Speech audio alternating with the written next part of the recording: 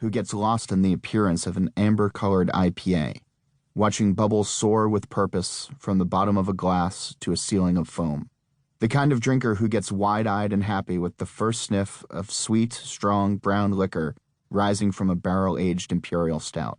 I'll scratch my head trying to figure out the very specific flavor that comes and goes on the back of my taste buds. Hot pepper, thyme, coffee, and will excitedly talk flavor and nuance with fellow enthusiasts until last call. But I'm also a journalist. I started working in newsrooms at the age of 16 as an intern for a local public television station that aired a nightly newscast. From there, I moved on to newspapers, including 8 years at the New York Times, where I spent a good chunk of my career covering crime and politics, often the same thing.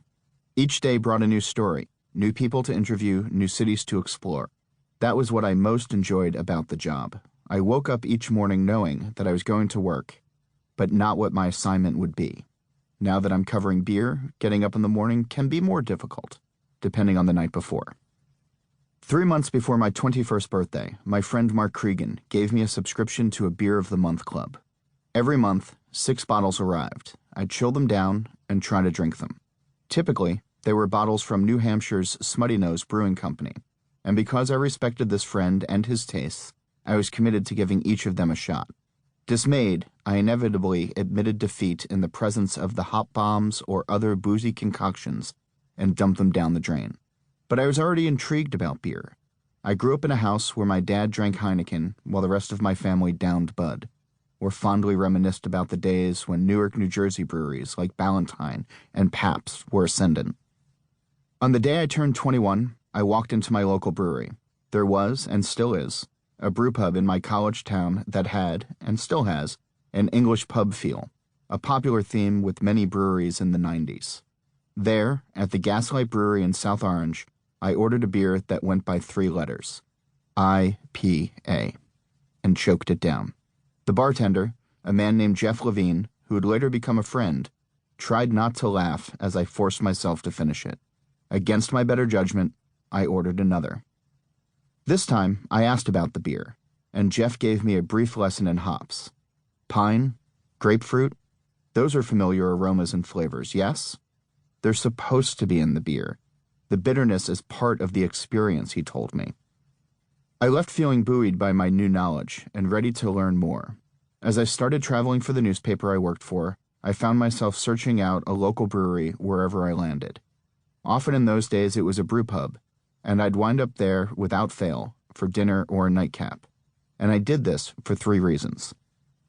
1, brew pubs had better food and beer than the lobby bar of whatever Holiday Inn I was staying at.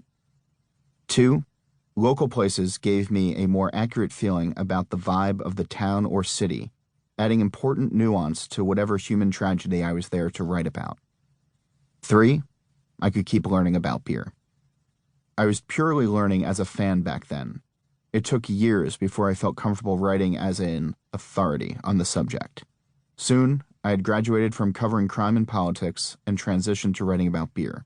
I started by working for small print operations like Ale Street News and Celebrator Beer News, monthly papers that covered the East and West Coast respectively, and were run by industry veterans and staffed by longtime freelancers. I learned about the nuance of local beer reporting and the proper ways to write about beer flavors. I became a news editor at Ale Street and loved the alt-weekly vibe of the coverage, getting into odd corners of the industry, interviewing still obscure brewers, trying to spot trends among the dozens of press releases that arrived daily. In 2009, I was hired as associate editor of the short-lived national publication Beer Connoisseur magazine. While there, I profiled beer industry figures like the heads of Samuel Adams and Dogfish Head, and broadened my coverage and reviews to include international beer.